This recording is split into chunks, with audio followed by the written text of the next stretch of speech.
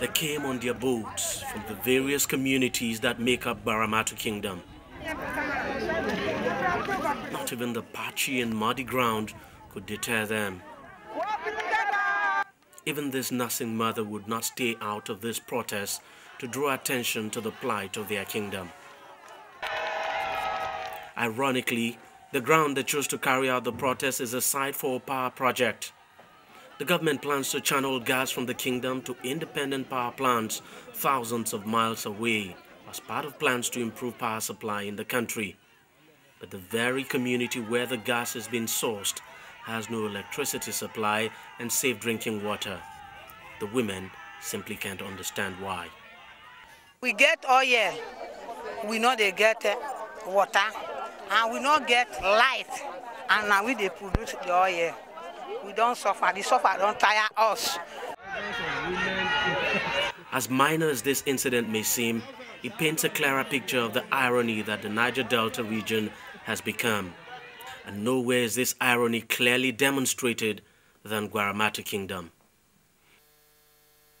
In May 2009, Gbaramatu Kingdom was subjected to a barrage of military attack.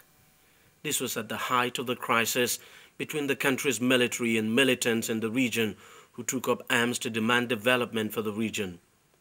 Because Gbaramatu was home to the famous Camp 5, the headquarters of the militants at the time, the kingdom bore the brunt of heavy military attack which left most of its infrastructure in complete ruins. Even though the crisis has long been settled and promises made by the government to rebuild the community, nothing has really changed.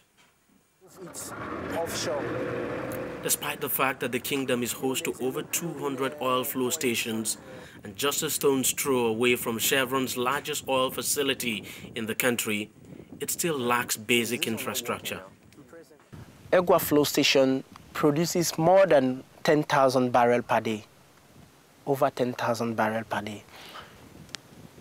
The flow station, it has lights, water and everything, but the immediate community people, they don't have lights and water. No water, no lights. The people, the water they get is from the oil well. It is a water well, it is not a oil well. The water well that supplies the flow station got bad, and the water is flowing out. It's not, ordinarily it's not supposed to be good for drinking, okay. But the people are getting water from this one.